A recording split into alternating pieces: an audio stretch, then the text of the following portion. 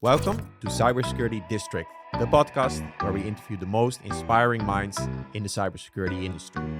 Get ready to meet our next guest in the district.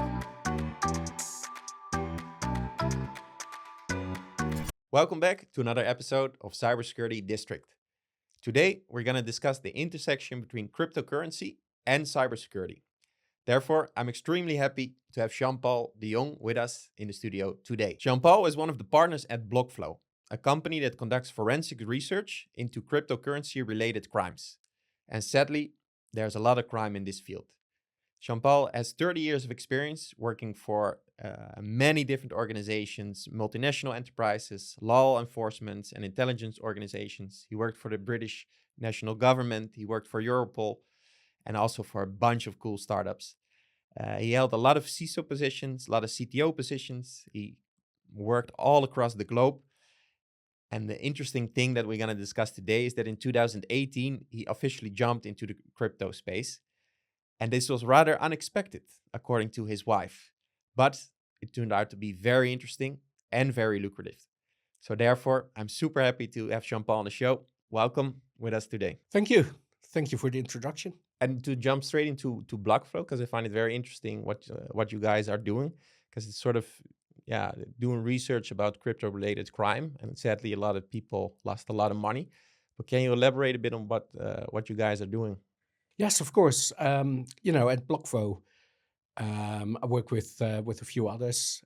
We were always helping people in our personal networks that have been scammed or have been subjected to a crypto-related crime or romance scam or something like that.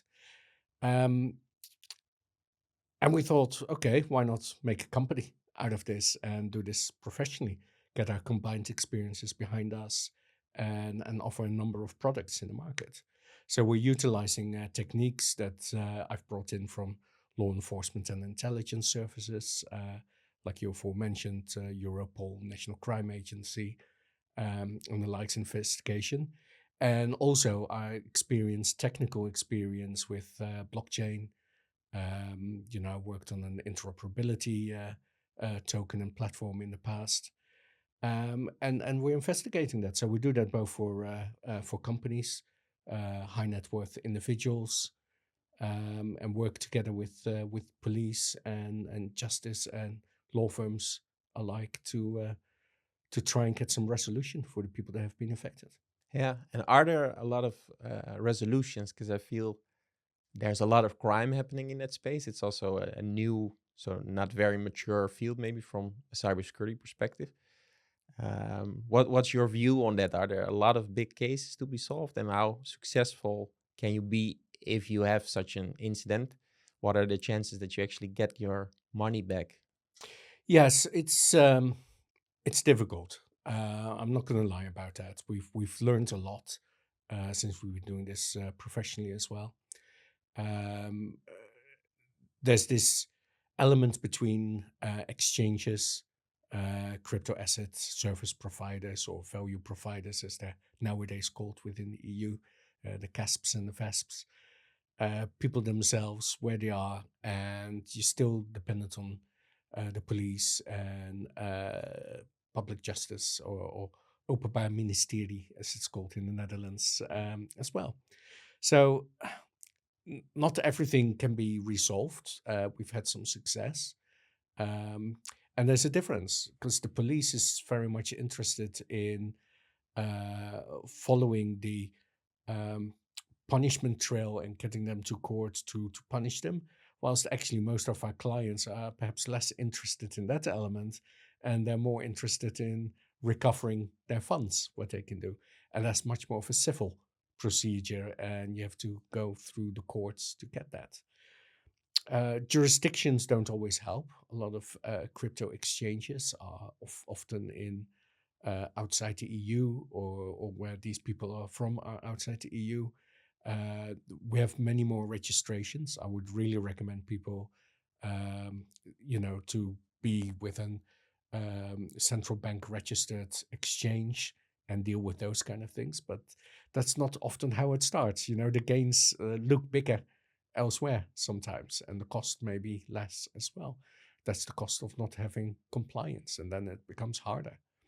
We're very good at tracing the funds back, then following it, and working together with law firms to follow up with a civil procedure to try and recover it. But it's it costs money. It takes time, and it's not always possible to resolve that.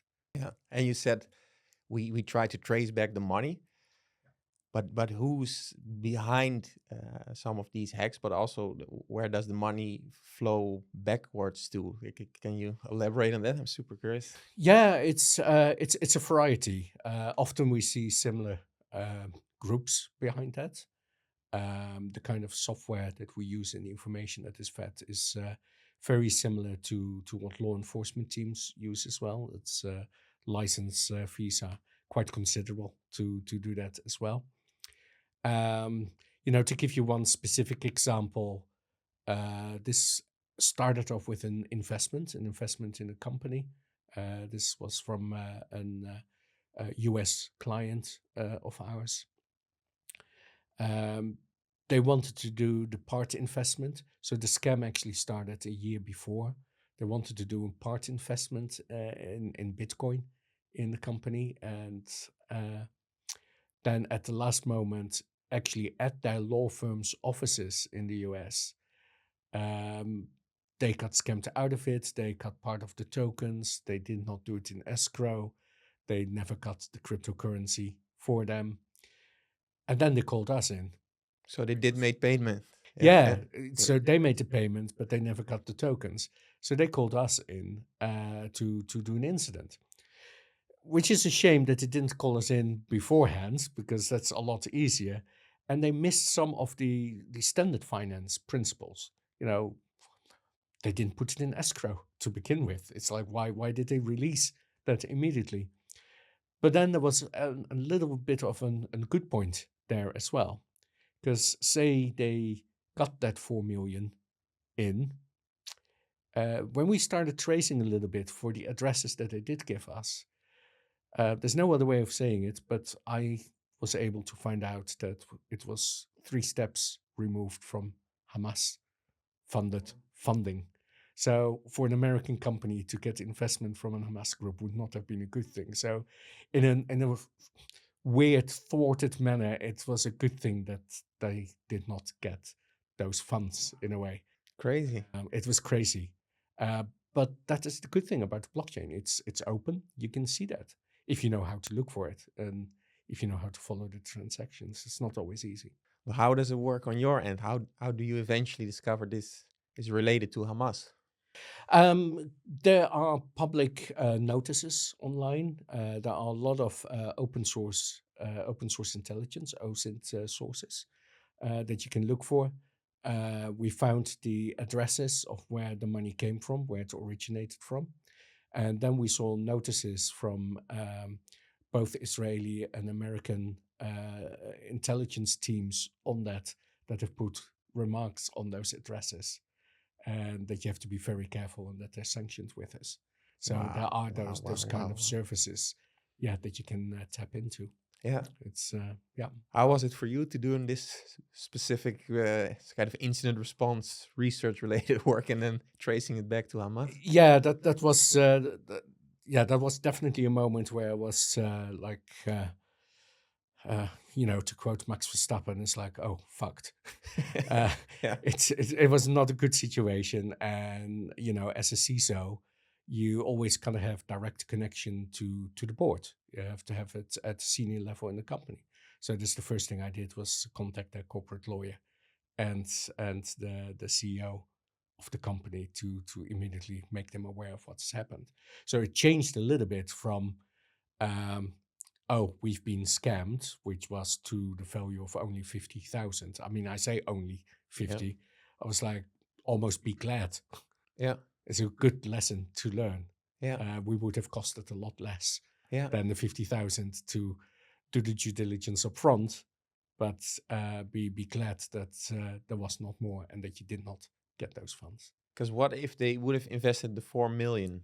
then it would have indirectly, be linked, and yeah. then that would be a sanctioned action. So just like in traditional finance, there's the financial task force, the so-called FATF lists.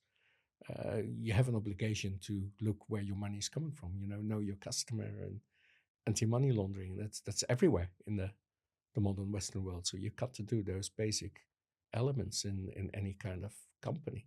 Yeah. But it's a bit harder. People forget that with cryptocurrency. That's actually the same kind of techniques and the same kind of processes apply there as well. Just because someone can send it to you and you don't have to use the bank. But I'm still confused. Maybe that's just me, but how does it then work? Because the money that they were about to invest would have gone into Bitcoin, but then sort of in a fake account, or how would it eventually trace back to the pockets of Hamas? Yeah. So think back, or think like an typical trade finance deal. So before the deal gets done, most of the details of the people involved get written into a document together with the lawyers. So what's the receiving bank? Where is it coming from the bank? Who are the key individuals involved with it? That's pretty standard. So what they did here was provide the crypto addresses of where they would be sending the funds from, so that the receiver could check the balance. Do they actually have the money? So you can't do that normally with a normal bank. So there's some really good things about doing these kind of deals with cryptocurrency. So you can check the balance of that. Do they actually have the money that they say that they have? Do they have those funds? And they did have those funds in those addresses. Often there's also a step in there is that they have to provide authenticity. Do they own those addresses? So make like a small transaction on it on a date, or whatever you want on that to prove that they have the keys. But what we then started doing, or what then started doing, is like, okay, let's go back. How was that Bitcoin wallet? How was that Bitcoin address funded? Where did they get the funds from in their wallet? Now, that's not something you can do as a private company easily with normal traditional finance. I mean, I can't just go to look at your bank account and take a look at all your past transactions. Where did you come from? Unless I started hacking you, it's not there. But that's the interesting thing about the blockchain. You can do that if you know how to do that, because Bitcoin is a little bit harder, but it doesn't have that kind of anonymity that people suggest it has. Okay. Yeah. If you know how it technically works, and yeah, I've got a technical background as well. That's how I started as computer programmer originally. It's a bit easier to see, and then you take a couple of steps back, and then once you've got that one unrolled, and then you go back there, and then you go back there. So there's a number of clusters, but there are sources, both online but also in protected communities. And as BlockFo, we pay the fees and are registered to have access to that as well, where you get community comments of people who do the investigations, who look at it, who've come across those addresses before. But as it is the same systems that governments use, you can also see their comments on that. And that is how we can relay that back, that one was verified and was coming from Hamas, where we took 3 steps back of where was the wallet before that one funded from, and where was that one funded from, and so on. So yeah, Yeah. that's how you. Wow. Super interesting. Yeah. Yeah. Yeah. Because for the listeners, it might be good to understand that, roughly speaking, the first 25 years of your career were mainly involved in IT and a lot of cybersecurity for very interesting organizations and intelligence roles. And last 5 years, or say 6 years, you also jumped into the blockchain space. I really want to talk about more about that. Before we jump into that, the way criminal organizations are financed, does it have a lot to do with cryptocurrency? No, it's not. It's a very small group. If you take a look at some of the crypto reports that people do and that have been published, um, uh, crypto is actually very small. I think I was trying to look at it this morning, but I left tried to be here on time. I think it is something like 4%. Now, that 4% is a large amount of money. We're talking about billions here, but it's 4% of what? Of the total yeah, value of the in? total value in crime and what goes around. The Okay. vast majority is still via traditional finance and traditional industries. It's nowhere near as big as people make it out to be. It's a big pot of money, but it's the same when you take a look at general cryptocurrencies. The ETFs that are now out there as finance products and stuff. They're doing really well and doing a big bull market. But when you compare that to traditional asset classes and asset groups, it's a tiny percentage. So the growth that is there, the potential growth is huge. Um, so yeah, now it is a bit surprising. I always thought it's more, but dare I say it out loud? I will dare to say it. What I've seen and what I've experienced, a lot of criminals are very dumb, and there are actually, yeah, they play on current themes. They're very good at that. I think the marketing, if I take a look at some of the scams, are very good. I've been getting myself a lot of emails about the repayment of FTX that went down. Yeah. Now they're clearly phishing scams, but I actually used it as a source. It's like, why are they sending them now? And then I saw that, okay, there are some rumors that they are actually truly starting to pay back, and some of the funds that they've that are being refunded to people Yeah. or have approval for that they may have to be refunded to people. So they're very good at keeping up to date with actualities in that sense, which is yeah, quite remarkable. Yeah. Um, but I think, yeah, no, cash is still king in the Yeah. general. Because that's what I find so interesting. And I speak with a lot of CISOs and security experts also here on the podcast. And I think a lot of hackers are actually going for the lower hanging fruit, or where it's a bit easier to come in. And of course, it's easier to come in places where you're close to the money and where security is probably not at a super secure level yet. And then I think, okay, the cryptocurrency platforms, they went so quick in their growth, and they're usually young boys and girls that started these platforms and have not really a strong banking background like yourself. So I think there's a lot of successful hacking in the cryptocurrency space, but I never hear people really talking about it out loud. So I was also wondering, do these crypto platforms sort of not report on this at all?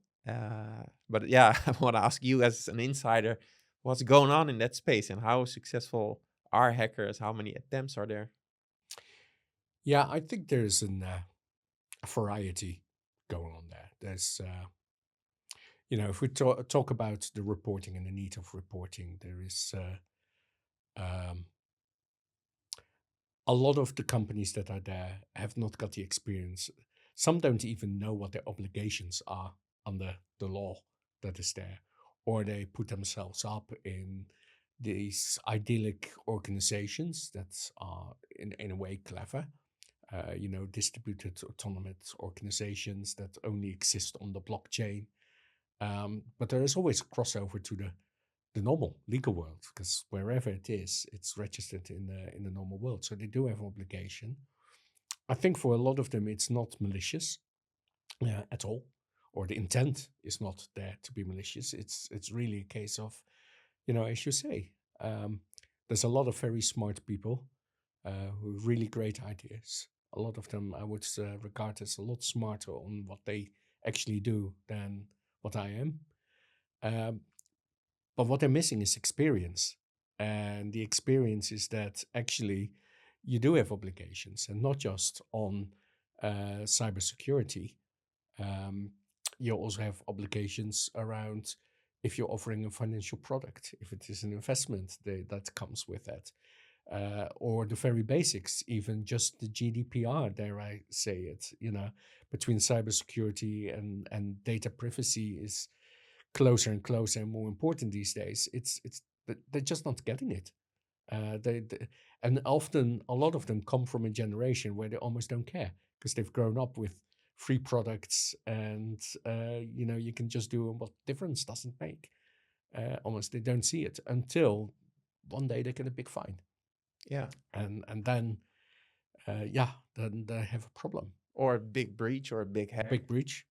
Yeah, about those hacks, I have no evidence for it, except anecdotal evidence, where there is still a lot of money to be made, where it really comes across as some companies, if they've been hacked, they're covering it off themselves for the customers. Now, just imagine that you make that much, that you can do that. Yeah. Um, Just don't bring it out and yeah, just pray it doesn't happen again. yep, exactly. Yeah. It's scary, but also the very basics from that for a lot of crypto companies. It's when you start up and say you've done a good release, you have done token generation event and an ICO and whatever launch you've done for it. Someone's got the keys to the wallet, and sometimes it's even one person. There have been examples of companies that have done it where the only person with access to the keys have died. So it's not even a hack, and nobody's got access Yeah. to it anymore. It's unbelievable. Yeah. It's really a growth industry. It's not as big as it is yet, but it's got the potential to be, and I can definitely see it's a lot bigger. As you say, I've come from quite traditional backgrounds, very large multinationals. Um, I see the benefits of it, both from a technology platform perspective. Big cost savings can be made. The amount of money we spent in some companies to bring in, for example, worm systems, so write once, read many times, for event logging and event management, to make sure that nobody did anything. Well, that's what the distributed ledger technology does, instead of securing big data centers and doing that. It's really good. I love that. I love the technology. I love the potential for interoperability. There's so many different coins. There's so many different blockchains. Um, Even with the same coin, there are on different blockchains. Interoperability is a big thing. That this is where I did start when I jumped into it. A couple of my friends, when I did Quant Network Yeah. at the time, I was working for a big tier one American bank, and As a security I person? yeah, as security, I did security of online customer acquisition. So this was for retail banking, and it was online customer acquisition where I did the security for. And I did it at the time, uh, yeah, UAE and Poland and Russia market was mainly focused for, although based out of the UK. So that was great. And before that, I was for a long time with National Crime Agency and various other government agencies in that sense, where I did a lot of cybersecurity, and I was head of all the information gathering systems and the big data labs where everything came together, and some major internal or international investigations there as well to make the information available to the senior investigators. But then friends came with this idea about interoperability, which was that for Quant Network, and I loved the idea. And so I set that up, gave up big corporate job, jump into nothing, into this cryptocurrency thing. How was that received at home?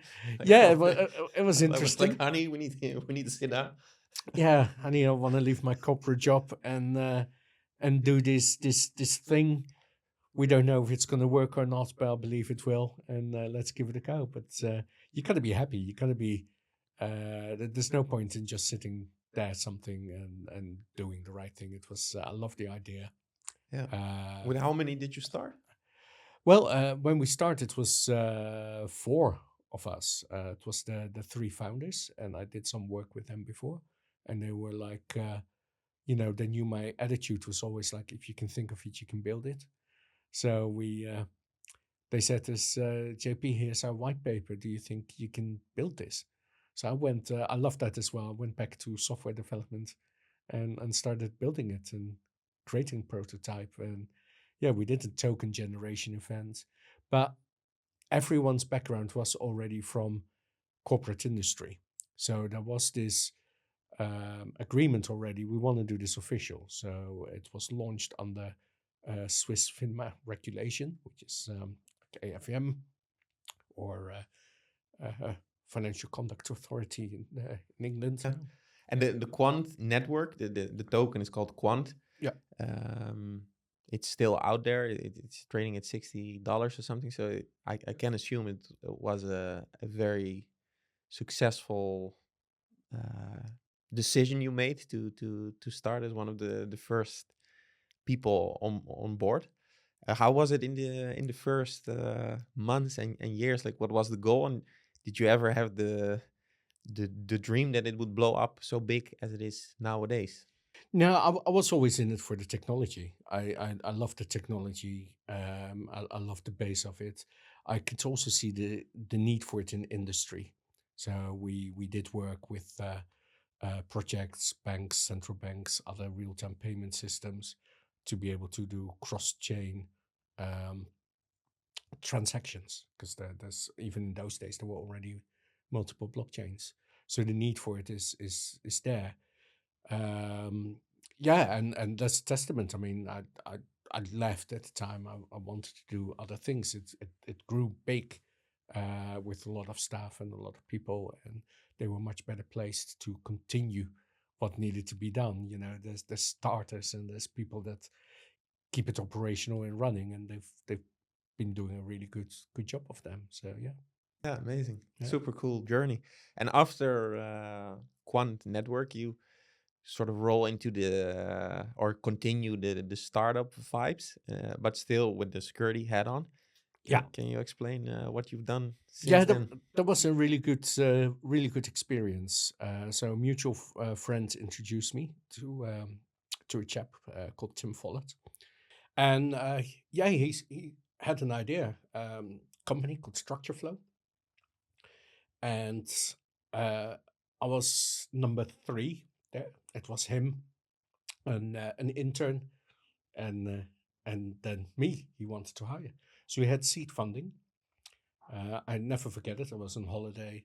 Mutual friends introduced me and said, "Well, me for drawing online drawing program." I said, "Well, I trust you. If you want to introduce me, I'll speak to him." And yeah, we was in a holiday accommodation. I ended up talking for 3 hours with him. I got what he was doing. So this is legal tech software to help with trade finance deals, mergers, acquisitions, and really visualize the difficult structures that are set up. You know, often you have things like special acquisition vehicles, SPACs, Yeah. and others that are coming into it, and this helps visualize it. But what I really appreciated from Tim, the founder and CEO, is he knew, as a previous corporate lawyer themselves, having a good idea is not enough. If you want to sell it and if you want to sell your product and get it into those kind of law firms, you have to, even as a small startup, behave like those law firms. So he wanted to have, from the moment we launched, an ISO 27001 information security certification. That's usually the last thing companies think of when you Yes. start. Yeah. And so I helped him came in and started up the whole ISMS, the Information Security Management System. And we set the tone for the culture in the organization even before we hired anyone else. That was absolutely amazing. I love that. It's very rare to see that kind of focus on that. And yeah, we got the normal resistance, as you would get, especially when we got some of the salespeople in, and then the product managers start to come. The companies start building. Yeah. I started off with CISO head, CTO head, and product head on there as well. They come in and they go, oh yeah, we can do these cool things, and like, oh yeah, let's collect all their details and see what they're looking at on the screen. And it was like, no, no, no, no. So you end up very quickly being that guy that says no all the time to people, and they don't do it. Until we started with the actual sales. And when you go in the sales cycle, they all love the product. And they say, but we have some rules. You need to have this certification. You need to have these policies in place. You need to show the evidence of it as well. Are your people trained in cybersecurity and all those kind of things? So, yeah, you get the usual, as many of your other guests will have had as well. Was it 200 plus questionnaires from those kind of companies that you have to fill out? And it was no problem. They were commenting on it, like, how can you turn it around so quickly? Well, because we've done all the groundwork already. It's still frustrating. I find that every company asks it in their own format. You have to do it all again. It's a lot of time. But imagine if you didn't do all that work, how much time it would be. And that way, as a small-ish startup with good seed funding, we were able to sell to what was it at that time, 2, and I think today there are 3 of the Magic Circle law firms in London, in Zuidas. Nearly all of those law firm companies that you see there have the product as well. We were sailing through nearly every Amazing. product too, and yeah, I was there for the coming 4 years. So from the initial registration right up to the whole recertification cycle of all of them, and we passed every single one of them. It was really good. Yeah. And So you would advocate for some companies at least to really start with security in mind straight from the get-go. if they are looking to sell to the big companies, most definitely. That's what you want. Most companies dream Yeah, of ING as a customer, right? exactly. Yeah. And I would definitely recommend to do that, and don't do it as an afterthought, because it's hard to retrofit it afterwards. And the culture was hard enough from the beginning, where a lot of people go like, why do you need to do this? And we can do all these cool things and use all this data for everything that we want to do. But when you do all that by design, and you can still have your insights, you can still have your customer behavior insights, you can still do that, but you can do it in a manner that's not in contravention with regulations and laws, so you don't get fines, or you don't have to hide these databases. You can just be honest about it. It's yeah, I would really recommend it, and even if it's not on a full-time basis, I still think there's a big market for part-time CISOs and those lines to help Yeah. those kind of companies. Yeah. Virtual CISOs. It's Virtual CISOs, yeah. absolutely. And even for some, if they can't afford it, this reaches worldwide. But having come back to the Netherlands, I see there's much less of an equity-based payment type structure in the Netherlands. It's like people don't like giving away Yeah. True. part of Yeah. it. Yeah. But if you can't afford it, but you do want the people with the big experience, they probably are at a stage that they will do it in exchange for some equity Yeah. in the companies that they believe in. Yeah. And And I think it has been a win-win for your previous organization and for you as well. So absolutely, give it yeah. a go. Yeah. No, super nice. Good advice. And now you've come to a stage where you've gathered so much industry experience, startup experience, some very good rides, and now you're with BlockFo and sort of the intersection between cybersecurity and blockchain. What future do you see ahead of yourself with your partners at BlockFlo? What do you hope to achieve in the next years? Um, we hope to a number of things. So we hope to get more involved with preventative work. So I think there's a big market around due diligence of blockchain, not just blockchain payments and receipts, but also on how can you integrate it securely and safely within your organizations as an accepted payment method. What kind of procedures do you need to have in place? Will that actually start happening? Like, I want to pick your brain there, but in the next 3 years, will there be corporate companies paying each other with cryptocurrency? Um, yes, it's a short answer. Most definitely. I think where you see it at the moment is there's a lot of finance, there's a lot of financing investment happening with family offices that have heavily invested in crypto and crypto products. So that's why at BlockFo whilst we work a lot through law firms as well. We can do corporate finance. We do some corporate due diligence there as well. Well, why do you work with law firms? Can you explain? A trust element, trust issue is one of them. Especially for individuals who've been the victim of a scam. Uh, how a typical life cycle of a scam works Yeah, please. is yeah. Okay, so typical is like, okay, you've got some kind of investment product that looks great. Oh, we buy Bitcoin from us, we give you a return of X%, and it looks absolutely great. Right, they are often registered as a formal company then. Some even have like a banking license that you transfer it via the fiat. So you do an IBAN style transfer, or even credit cards they accept, um, and are often in for the long game.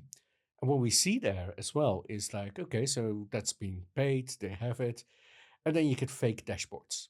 So you think you've got those kind of tokens bought, but no, you've just transferred money. And you see, like last month, we increased a little bit the portfolio, but Yeah. it's all fake dashboard.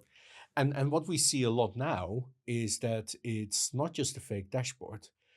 They also start making fake tokens on a totally unrelated blockchain that, say, for example, sorry, I have listeners if I go a bit too technical here, but say on an Ethereum blockchain, they make a fake token that is Bitcoin. And then in the wallet, that shows up with a logo as Bitcoin. But the token is totally valueless. But in their wallet, it almost looks like it really is the Bitcoin.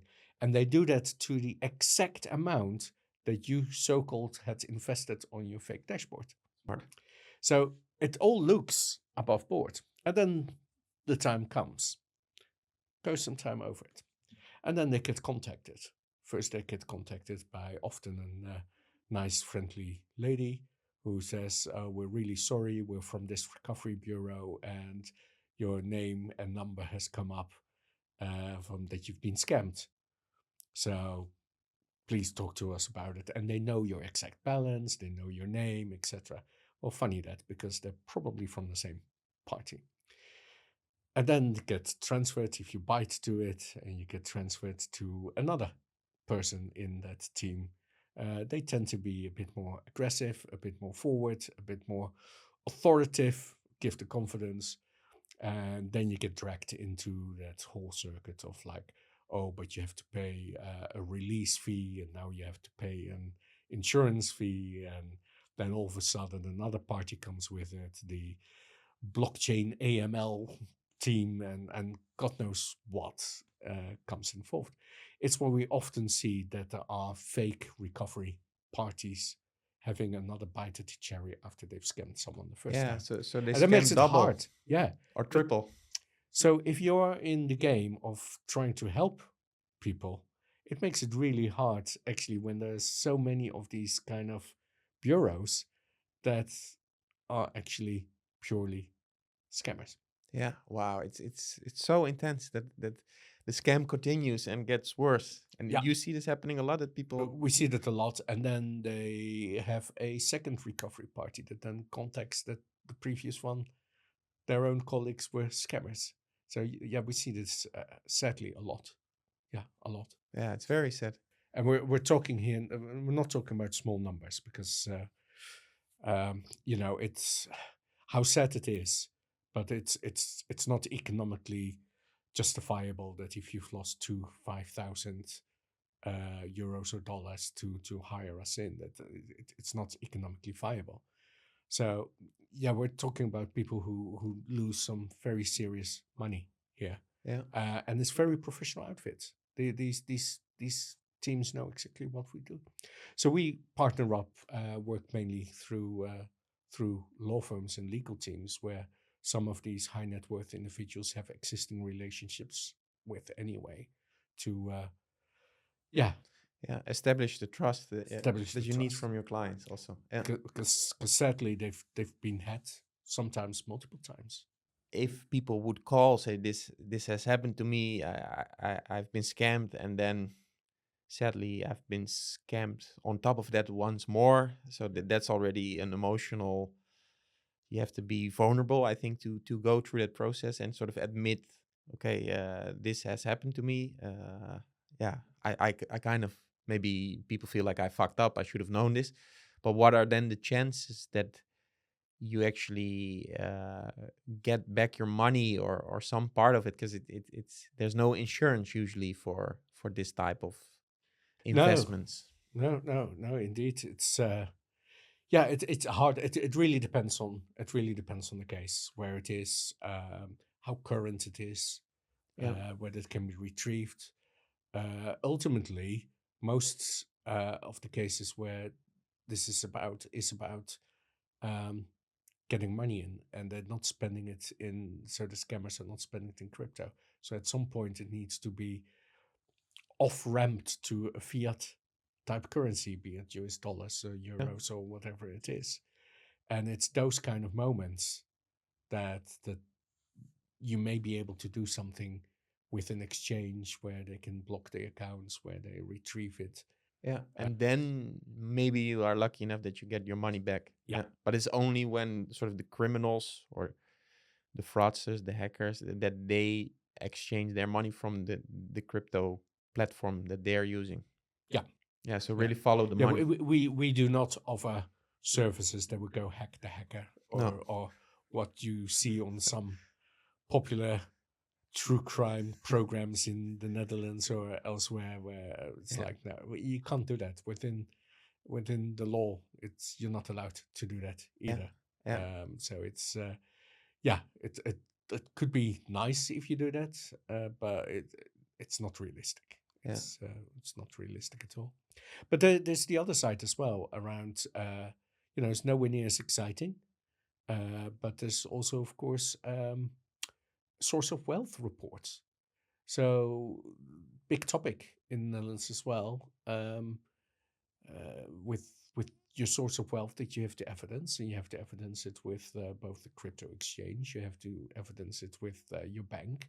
People bank accounts get sometimes blocked, so you have to exhibit where is it coming from, and where has it been, and you get questions asked. It's also a very difficult thing for some people to explain, or like, I don't know, say you've been on the blockchain since 2015, and all of a sudden your account gets closed because you made 3,600 trades. You can't explain it. So that's just yeah, boring accounting work, but it is yeah, yeah, like yeah. putting it together, forensic accounting, and put that picture together. This is what happened. Yeah. Looking at how this space is growing, and then this may be the new way transactions are done, the new way of finance, but also that it's clearly on the agenda of hackers to poke more in this type of organizations. What do you think will happen in terms of the labor market? Will there be a big demand for cybersecurity professionals that will start protecting these companies more and more? So in terms of vacancies, do you expect more and more people that need to jump into this field. And my follow-up question on that would be, why is this a cool field to work in as a security professional? Um, well, I mean, the answer has to be yes, but whether that is true and whether that will happen is to remains to be seen. Um, what you see a lot with crypto, and I can understand it. There's still a lot of people who think it's tulip ball sales, that it's not there. It doesn't exist. It's all a big scam and a big scheme, and they don't take it seriously. I would say it's like, well, you'd be amazed how much is already running on the blockchain, where people don't even know it, and that's the biggest application of it. If as a consumer, you don't need to know that something is running on the blockchain or whatever. It will be used at some point. I think it will be an asset class. As a cyber professional, um, I would argue it is actually just another source. If you look at a very boring aspect of cybersecurity, um, looking at events, event logs everywhere, everything is emitting events. Well, blockchains do that as well. So the question then is, how do you read those events, and how can you make sense of that? I think good cybersecurity professionals can keep an open mind about it. I think if they don't dismiss it, it's really not that different than than traditional systems.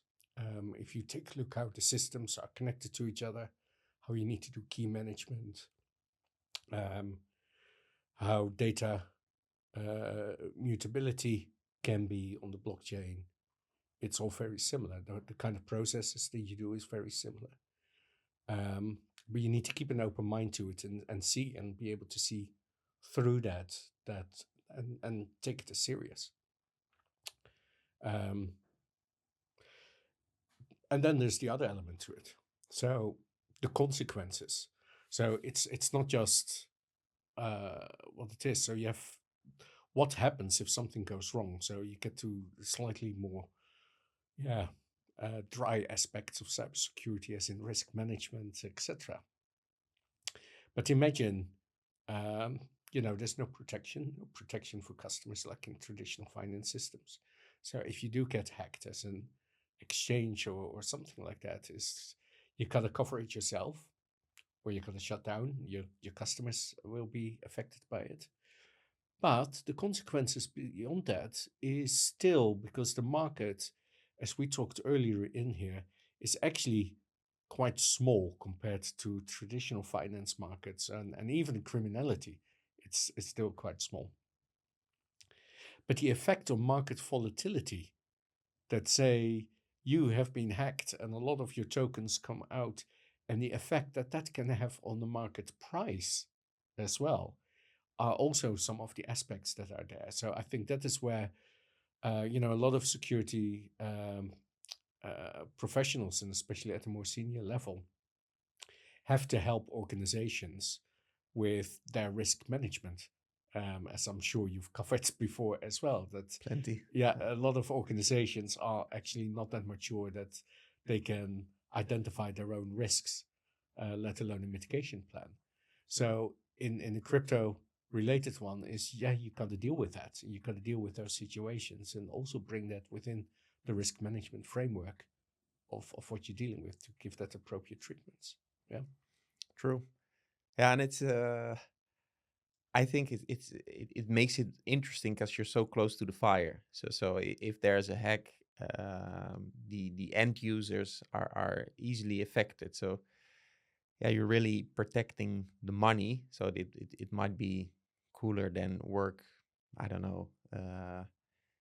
Say you work for a bakery or municipality or a dairy company or something that also has impact, but it's sort of indirect impact. It's not the financial risk immediately, but I think with the crypto space, it is. So really money can disappear rather quick. So that's I think an interesting space also for the listeners to realize, okay, this is a growing field. It's a field that's perhaps if it's not growing, it's definitely staying here. So that's also one of the takeaways that I have from today.